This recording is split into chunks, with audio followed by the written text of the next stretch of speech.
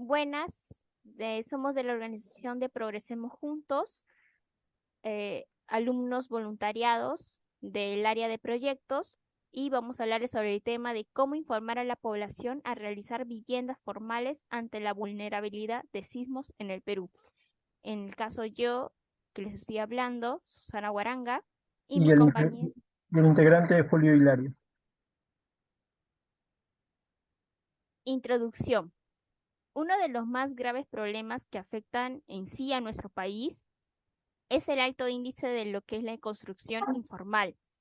Y esto no solamente genera un crecimiento desordenado entre nosotros los ciudadanos, sino que también esto podría resultar algo peligroso para las familias que edifican, en este caso, terrenos que están vulnerables y con materiales que son inadecuados o de costos muy baratos.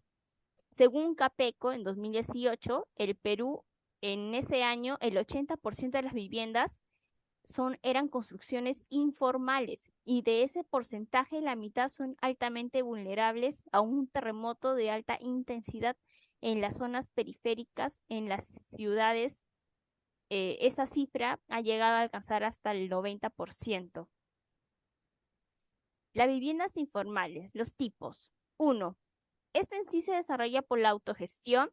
Como un ejemplo, una persona que quiera hacer una construcción y contrata a alguien, no necesariamente tiene que ser un maestro de obra. Dos, se desarrolla por autoconstrucción. El ejemplo, es el mismo propietario que construye de a pocos en su vivienda, y bueno, pues si esto podría causar que no sepa mucho sobre el conocimiento. La problemática de la construcción informal.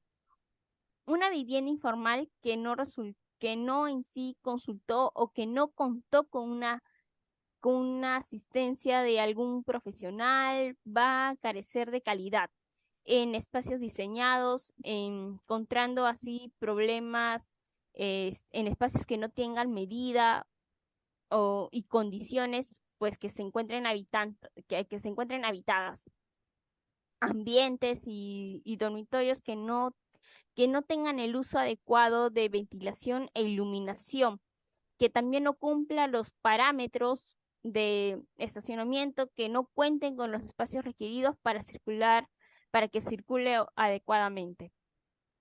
Desde ya ambos tipos son un problema, ya que desde el momento que surge un evento sísmico, la vivienda se está enfrentando a un colapso, y al ocurrir esto, la familia pues no tendrá tiempo para que puedan evacuar, para que puedan salir de sus viviendas.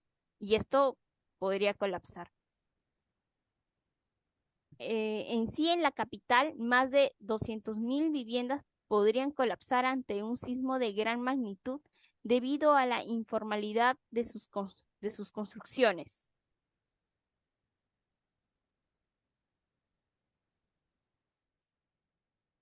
Siguiendo con la explicación, viviendas autoconstruidas.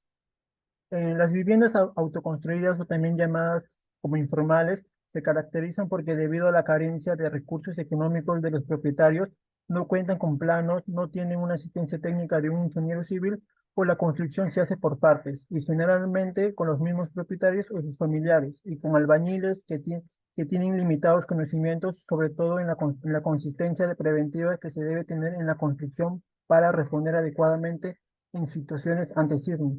Como primer paso, lo primero a realizar es una inspección minuciosa de nuestras casas para determinar en qué puntos se requieren refuerzos estructurales para hacerlas más seguras. Las grietas y fisuras profundas en vigas y en columnas son signos de que hay problemas. Siguiente. En la siguiente diapositiva podemos ver en la imagen acción de los sismos sobre las viviendas. En este punto, a pesar que vivimos en un país con zonas de actividad sísmica bien marcadas, mucha gente sigue levantando sus casas en lugares de riesgos y empleando materiales de construcción de mala calidad, poniendo en riesgo la integridad de los que viven en ella. Cuando se produce un sismo, sus ondas se transmiten a la estructura de la casa a partir de su cimentación. para lo cual la masa en reposo de la edificación se resiste al movimiento de la base y crea fuerzas que actúan principalmente sobre muros y columnas que se han construido, como podemos ver en la imagen, esas rajaduras y esas grietas en la vivienda, ¿no? Siguiente. En la primera imagen podemos ver antes del sismo. En la imagen podemos ver antes del sismo cómo la vivienda solo soporta su propio peso. En donde dice inicio del sismo en la imagen podemos ver cómo al moverse el suelo ocasiona que el cimiento al estar empotrado también se mueva con el suelo, lo cual ocasiona que la parte superior de la vivienda se mueva más lentamente, produciendo esfuerzos y deformaciones en los muros y columnas. Y en la imagen donde podemos ver durante el sismo, podemos ver que durante estos movimientos sísmicos el suelo se mueve en sentido contrario, al igual que el cimiento.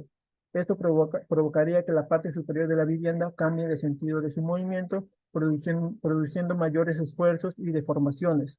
Luego de varias repeticiones de estos movimientos, las paredes empiezan a mostrar fisuras, como podemos ver en la imagen, ¿no? Siguiente. Como siguiente punto tenemos cuáles son los beneficios de adquirir una vivienda formal. En este punto, según las cifras de la Cámara Peruana de la Construcción CAPECO, el 80% de las viviendas en el Perú son construcciones informales. Esto podría traer complicaciones futuras como hogares más propensas a sufrir graves daños ante desastres naturales, ¿no? Y para eso, ¿cuáles serían las ventajas de tener una vivienda formal? Como primer punto podemos ver construcción de calidad. En este punto, una vivienda formal cuenta con el respaldo de una construcción de calidad. De esta forma implicaría una inversión segura y rentable a largo plazo, pues su valor tiende a incrementarse con los años. Como segundo punto, podemos ver el impacto positivo en la formalidad del país. Al adquirir una vivienda formal, se puede hacer frente al tráfico de terrenos. Asimismo, la formalidad genera en promedio más de 13.600 viviendas nuevas al año, lo que impacta de modo positivo en la economía del país. Como tercer punto, podemos ver facilidad de servicios básicos y documentación legal. En este punto, con una vivienda formal se accede a la seguridad jurídica, documentación administrativa saneada, agua, desagüe, luz, entre otros.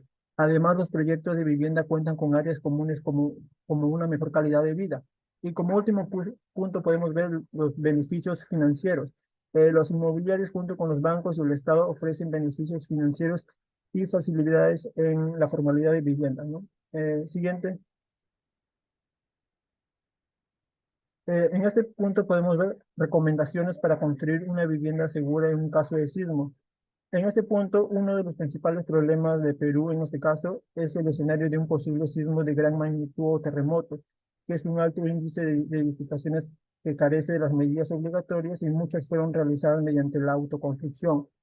Para este punto debemos tener claro que la estructura de una construcción es fundamental en una edificación, porque si está bien resuelta va a permitir que resista un movimiento telúrico. Y como primera recomendación tenemos realizar un estudio de suelo. En este punto, una vivienda construida sobre un suelo blando es más vulnerable ante un movimiento sísmico que una vivienda ubicada sobre un suelo firme. Por ello, por ello debemos informarnos antes de construir sobre el tipo de suelo o qué se realizará por el estudio del mismo, ¿no? Del mismo suelo. Como segundo punto, tenemos tener planos elaborados por arquitectos e ingenieros.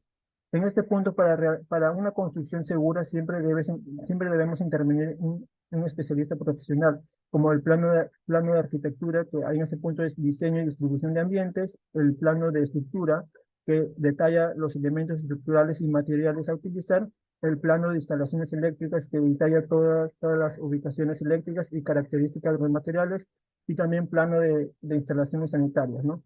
Y como último punto tenemos que utilizar materiales de calidad y respetar procesos constructivos. Contratar buenos profesionales es recomendable para contar con un personal capacitado que te asesore y supervise la construcción de tu vivienda. El ingeniero es el responsable de la obra, el maestro de la obra que dirige, guiándose de los planos y aplicando las recomendaciones del Reglamento Nacional de Edificaciones del Perú. Utilizar materiales de calidad. De no hacerlo, las viviendas son más vulnerables a sufrir ante sismos u otros fenómenos naturales.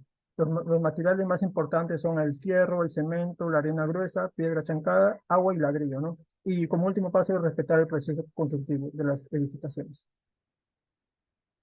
En la imagen podemos ver las edificaciones formales, que son los pasos a seguir, ¿no? Como primer punto ya hemos mencionado licencias y permisos respectivos.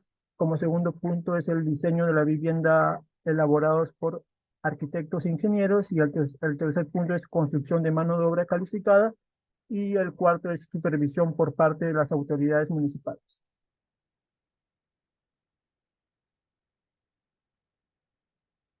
Conclusiones.